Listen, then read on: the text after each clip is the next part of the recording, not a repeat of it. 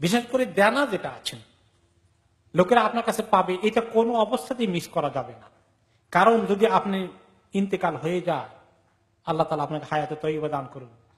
যদি এমন ঘটে যায় আপনি দুনিয়া থেকে চলে গেছেন, আর আপনার ছেলে মেয়ে স্ত্রী পরিবার জানে না যে কত টাকা কোথায় ঋণগ্রস্ত আছেন, জানলেও অনেক সময় দিতে চায় না, এবং এত টাকা দিলে তো মুশকিল, দেব না, না দিয়ে পারা যায় কিনা। তাহলে ওসিয়ত করে যাওয়া দরকার, লিস্ট লিখে যাওয়া দরকার যে আমার যদি কিছু ঘটে যায়, আল্লাহর ওয়াস্তে তোমরা দেরি করবে না, এই ঋণগুলো শোধ করে দিবা। এটাকে বলা হয় ইংলিশে উইল করে দেওয়া, আরবিতে বলে ওসিয়ত করে যাওয়া। ওসিয়ত যদি না করে যান, আপনি মরে গেলে আপনি আল্লাহর কাছে বড় দায়ী হয়ে উঠবেন। তাদের ঋণ আপনি আখিরাতে শোধ করা লাগবে, আর আখিরাতে শোধ করতে হলে আপনার নেকি সব দেওয়া লাগতে পারে। আপনার নেকিতে না কুলালে তাদের গুনাহ এসে আপনার আমলনামায় যোগ করে দেওয়া হবে। এক সাহাবী ইন্তেকাল করেছেন, ওনার জানাজা রেডি হয়ে গেছে, ওনার দাফনের জন্য কাফন পরিয়ে নিয়ে আসা হয়েছে, জানাজা পড়বেন। রাসূলুল্লাহ সাল্লাল্লাহু আলাইহি ওয়াসাল্লাম নিয়ত করতে উদ্যত হয়েছেন।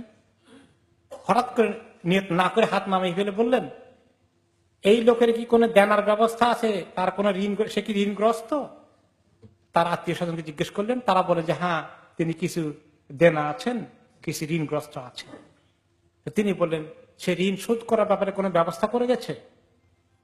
তার পরিবার বলল, না, কোনো ব্যবস্থা করে যাননি, তার দেওয়ার কোনো ব্যবস্থা নাই, আসলে দেওয়ার মতো অবস্থা নাই। তখন তিনি বললেন, তাহলে তোমরা তোমাদের ভাইয়ের নামাজ পড়ো, আমি পড়াইতে পারবো না। তিনি নামাজ পড়াচ্ছেন না। এখন সাহাবীরা অনেকেই খুব, পরিবার সবাই খুব কষ্ট পেয়ে গেলেন, আহারে, আল্লাহ নবী তার জন্য জানাজা নামাজ পড়াতে গিয়ে সেখানে দোয়া করবেন, এই লোক তো সেটা মিস করে ফেলতেছে, কত বড় দুর্ভাগ্য তার। তখন এক সাহাবীর দিলে দয়া হলো, তিনি বলেন, ইয়া রাসূলুল্লাহ, আমি তার এই ঋণ শোধ করার জিম্মাদারি নিলাম।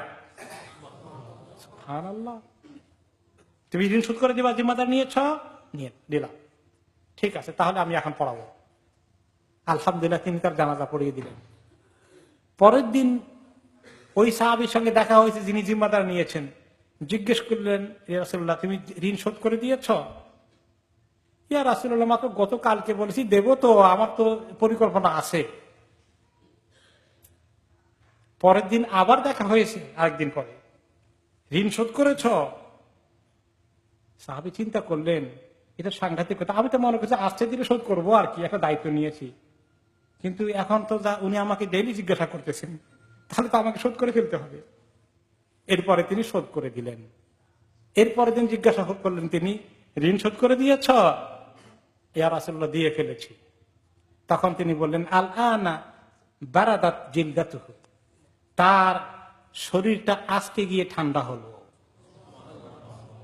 তার অর্থ এর আগ পর্যন্ত ঠান্ডা ছিল না, বড় টেনশনে ছিলেন, তার অবস্থা কাহিল।